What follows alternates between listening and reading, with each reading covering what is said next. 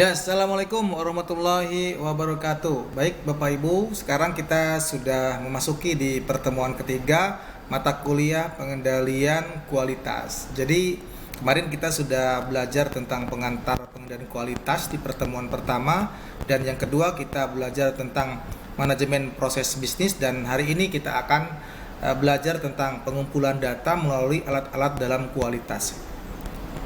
Jadi Bapak Ibu, ternyata untuk kita bisa memperbaiki sebuah kualitas, ada yang namanya alat-alat yang bisa digunakan untuk meningkatkan mutu dari produk ataupun layanan yang kita miliki. Nah, salah satunya di pertemuan kali ini ada 7 alat kualitas yang akan kita bahas. Yang pertama adalah lembar pengumpulan data checklist, kemudian diagram Pareto, kemudian ada diagram tulang ikan atau fishbone diagram, ada scatter plot, ada histogram, ada peta kendali atau control chart, dan ada stratifikasi, run chart, dan flow chart. Jadi data kondisi kinerja sebuah perusahaan penting untuk program pengendalian dan peningkatan mutu. Untuk memperoleh atau kondisi kinerja perusahaan, tentunya kita memerlukan yang namanya alat-alat yang disebut dengan alat-alat quality tool, yang tadi sudah saya sampaikan bahwa ada 7 yang akan kita bahas di pertemuan kali ini. Nah, 7 QC tool atau quality control yang biasa digunakan dalam pelaksanaan perbaikan mutu. Yang pertama, Pareto analysis, fishbone diagram, control chart, histogram, check sheet, scatter diagram, dan proses flow diagram. Jadi prinsipnya ketujuh tool ini tidak semuanya itu digunakan dalam sebuah perusahaan. Jadi silahkan perusahaan itu dapat memilih salah satu ataupun beberapa tool yang sekiranya memang cocok dengan kondisi perusahaan dan permasalahan yang akan dipecahkan di dalam kegiatan berproduksi ataupun di dalam kegiatan layanan yang dilakukan oleh sebuah perusahaan. Dan bahkan mungkin perusahaan di sini juga dapat memodifikasi atau mengembangkan tool yang ada atau tool yang baru. Nah, baik Bapak Ibu, kita akan coba membahas satu persatu. Yang pertama, kita akan membahas tentang lembar pengumpulan data dengan check sheet. Nah, check sheet ini adalah alat yang untuk memastikan kualitas secara real time ya. Artinya adalah isian pada lembar check sheet akan memberikan gambaran aktual dan terkini mengenai kualitas. Kebenaran data sangatlah tergantung kepada orang atau petugas yang menilai kondisi di lapangan. Jadi kalau kita misalkan melihat contoh check sheet ini, ketika kita datang ke sebuah hotel dan di hotel tersebut ada yang namanya toilet, kita sering melihat ya ada checklist misalkan yang ditempel di dinding, yang informasinya itu kegiatan-kegiatan yang harus dilakukan oleh petugas tersebut itu dilakukan atau tidak. Misalkan membersihkan ruangan WC, kemudian memberi pewangi ruangan dari WC.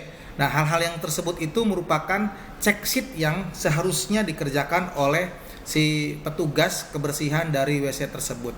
Nah, jadi itu merupakan contoh check sheet yang sebenarnya sering kita temui ya ketika kita memang berkunjung ke sebuah tempat toilet, baik itu yang sifatnya umum di terminal ataupun di stasiun ataupun di hotel, itu biasanya ada yang namanya lembar pengumpulan data check sheet. Nah, lembar check sheet tersebut memiliki 2 tipe isian yang biasa digunakan. Yang pertama dengan menggunakan tanda centang, dan yang kedua menggunakan tanda garis.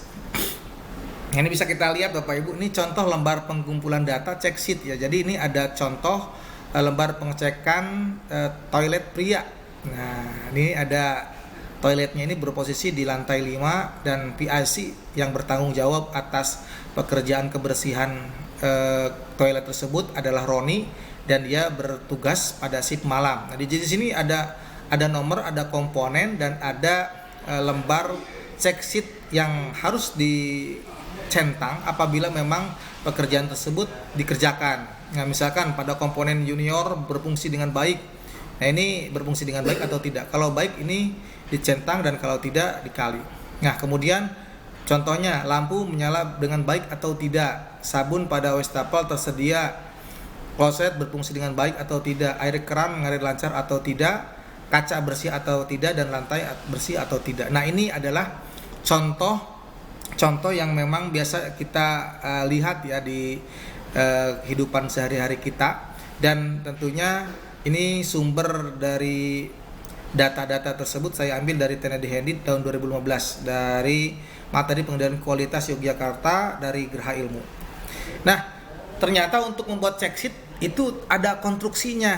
Nah, biasanya ketika kita mau membuat check sheet, konstruksi yang pertama itu dia harus ada yang namanya judul. Kemudian sumber informasi yang harus ada dalam check sheet itu yang pertama ada nama, kemudian ada tema project atau masalah, ada lokasi pengumpulan data, ada tanggal atau waktu, dan nama orang atau pemeriksa. Nah, baru di bawahnya ada yang namanya isi. Nah, biasanya di isi ini berupa tabel. Ya, tabel yang tadi dibagi dua ya. Check sheet itu bisa dengan centang atau bisa dengan grafik berdiri. Nah, selain itu ada juga alat lain selain dari check sheet. Yang kedua, kita akan membahas tentang diagram Pareto. Nah, diagram Pareto ini merupakan alat kualitas ya yang berbentuk diagram yang terdiri atas grafik balok dan grafik garis yang menggambarkan perbandingan masing-masing jenis data terhadap keseluruhan. Nah, ini kita bisa lihat ya bentuknya seperti digambar. Jadi ini penjelasannya, balok ini mewakili jenis cacat atau masalah. Nah, ini balok. Kemudian ketinggian frekuensi kejadian atau biaya disajikan dalam urutan menurun. Nah, dari yang tertinggi ke yang terendah. Mudah melihat masalah mana yang lebih sering terjadi. Kemudian garis mewakili presentasi kumulatif masalah, dan presentasi kumulatif menunjukkan berapa persen dari semua cacat atau masalah yang dapat dihilangkan jika cacat atau masalah yang paling teratasi. Jadi diagram Pareto dapat menunjukkan skala prioritas pemecahan sebuah masalah. Nah, kita bisa lihat ya, sebenarnya apa sih yang menjadi fungsi dari diagram Pareto? Yang pertama, diagram Pareto ini mampu menunjukkan masalah utama. Yang kedua, diagram Pareto mampu menyatakan perbandingan masing-masing persoalan terhadap keseluruhan. Yang ketiga, mampu menunjukkan tingkat perbaikan setelah tindakan perbaikan diselesaikan pada wilayah tertentu. Yang keempat, mampu menunjukkan perbandingan masing-masing persoalan sebelum dan sesudah. Nah, itu adalah fungsi dari diagram Pareto. Nah, kemudian ada juga alat tool yang disebut dengan diagram tulang ikan. Atau mungkin kita sering mendengar istilah fishbone. Nah, fishbone diagram ini menyerupai seperti tulang ikan. Nah, nama lain dari fishbone diagram adalah cause effect diagram. Nah, cause effect diagram ini adalah sebuah garis atau gambaran grafis yang menampilkan data mengenai faktor penyebab dari kegagalan atau ketidaksesuaian hingga menganalisa kesubpaling dari faktor penyebab timbulnya masalah. Jadi ini ada bentuk analisa berupa data yang secara dominan dikumpulkan dengan cara subjektif atas pengamatan dan analisa yang bisa jadi berasal dari hal-hal objektif atau subjektif dengan menggunakan data kualitatif atau kuantitatif. Nah, analisa atau pengamatan yang dibangun harus berasal dari orang yang berkompeten pada area yang dibahas. Artinya harus yang kompeten ya untuk membahas sebuah analisa atau pengamatan itu dalam menyelesaikan masalah-masalah yang ada yang akan kita selesaikan dengan diagram tulang ikan. Nah, sebenarnya fungsi dari diagram tulang ikan ini sama halnya seperti tadi ya, diagram Pareto. Jadi mampu menunjukkan masalah utama, mampu menyatakan perbandingan masing-masing segmen masalah, mampu difungsikan untuk menetapkan prioritas penyelesaian masalah, mampu meningkatkan tanggung jawab bersama, dan yang terakhir mampu menyadarkan dunia industri untuk meletakkan berpikir logis jika dan maka. Nah, ini bisa kita lihat ya, ini contoh diagram tulang ikan fishbone dari diagram Ishikawa. Nah, kita bisa melihat dari sisi bagian depan ada istilah reject 5%, itu merupakan kausnya. Itu kemudian di situ ada garis-garis yang memang menjadi utama, yaitu indikator orang, indikator mesin, material, metode, pengukuran, dan lingkungan.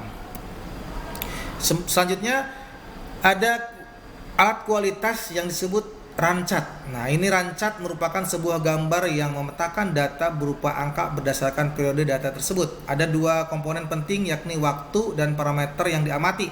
Dalam rancat tool banyak digunakan dan secara luas diaplikasikan pada berbagai kepentingan, baik dalam perencanaan strategis, juga di lapangan seperti bidang keuangan, pemasaran, produksi, properti, dan pemerintahan.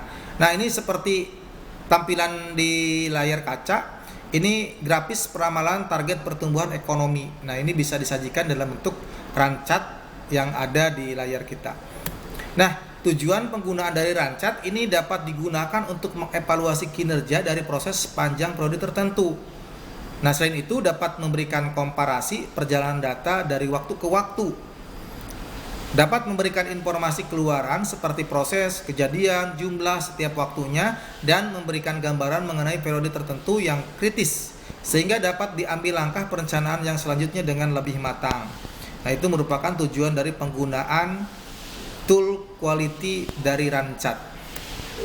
Nah, ini contoh rancat, bisa kita lihat di situ ada bagaimana kita memantau sebuah kecacatan dari sebuah produk kaleng, yaitu dari periode bulan 1 sampai dengan bulan 12. Nah, itu nanti dengan data tabuler yang ada itu akan tersaji bentuk grafik gancat sebagaimana dilihat di dalam layar kaca. Nah, selain itu ada juga alat kualitas diagram sebar atau scatter plot. Nah, scatter plot ini bisa disebut dengan scatter diagram atau diagram sebar atau diagram tebar. Ini merupakan alat di dalam metode penerapan perbaikan kualitas yang berfungsi untuk memberikan gambaran tentang apakah suatu variabel memiliki ikatan kolerasi dengan variabel lainnya. Nah, ini biasa kita gunakan ya kalau kita menyusun sebuah skripsi, kita akan menggunakan yang namanya diagram sebar ini ya, scatter plot. Jadi ada enggak sih sebenarnya suatu variabel ini ikatan kolerasinya atau ikatan pengaruhnya dengan variabel yang lain. Jadi nilai dari kolerasi ini dinyatakan dengan koefisien kolerasi atau R ya. Untuk mencari koefisien kolerasi ini dibutuhkan dua buah data yang mewakili dua variabel, yakni variabel X yang disebut dengan variabel independen dan variabel Y yang disebut dengan dependen. Variabel X bersifat mempengaruhi dan variabel Y bersifat dipengaruhi. Nah, ini bisa kita lihat contoh diagram sebar atau scatter plot. Nah, ini dari perbandingan contoh kasus tentang adanya inflasi dari tahun 1981 sampai dengan 1990 terhadap adanya kriminalitas yang terjadi di Indonesia. Nah, ini kalau kita lihat dari sisi tabulernya akan muncul pada layar diagram sebar scatter plot sebagaimana terlihat. Nah, ternyata scatter plot ini juga memiliki rumus ya. Jadi di mana ketika R itu sama dengan 0, maka tidak ada kolerasi di antara dua variabel. Nah, ini kalau R-nya itu sama dengan 0, maka tidak ada kolerasi di antara dua variabel tersebut ya. Kemudian jika R itu lebih besar dari 0, maka kolerasi dari dua variabel adalah positif. Nah, artinya semakin besar nilai variabel X, maka nilai variabel Y akan semakin besar pula dan sebaliknya. Nah, kemudian jika R itu lebih kecil dari 0, maka kolerasi dari dua variabel adalah negatif. Artinya semakin kecil nilai dari variabel X, maka nilai variabel Y akan semakin besar pula dan sebaliknya. Nah, ini bisa kita lihat ya, rumus dari korelasi adalah sebagaimana terlihat di dalam layar. Selanjutnya ada juga alat tool berupa diagram alir atau flowchart. Nah, ini kalau flowchart ini biasa kita buat untuk SOP ya. Jadi flowchart adalah salah satu alat implementasi metode perbaikan kualitas yang berorientasi dan memetakan proses. Nah, juga digunakan untuk memetakan proses atau tahapan-tahapan dari sebuah proses. Nah, jadi kita sering ya melihat kalau di sebuah instansi ada flowchart tentang standar operasional prosedur, apakah itu untuk kegiatan administrasi, persuratan atau hal yang lain. Nah, ini biasanya dibuat dengan bentuk flowchart. Nah, flowchart menunjukkan alir dari sebuah proses atau perintah, mekanisme atau dokumentasi sehingga lebih mudah dipahami dan dapat ditarik sebuah analisa. Flowchart juga saat ini umum digunakan, sebenarnya lahir dari penggunaan lambang atau node-node ya. Flowchart dikembangkan oleh Frank Bunker Gilbert. Nah, ini sekitar tahun 1920-an untuk memetakan proses produksi yang dituangkan ke dalam OPC atau Operation Process Chart. Nah, ini biasanya setiap flowchart itu ada simbol dan ada keterangannya ya. Misalkan bentuk kotak itu merupakan simbol dari proses, kemudian tanda panah itu flow line, kemudian lingkaran itu merupakan konektor, dan ada yang bentuknya segi 4 seperti kupat, ini merupakan wujud dari decision atau panggilan keputusan. Nah, ini bisa kita lihat ya. Jadi di sini yang namanya contoh diagram ayo atau flowchart dari mulai kita melakukan sampai dengan tanda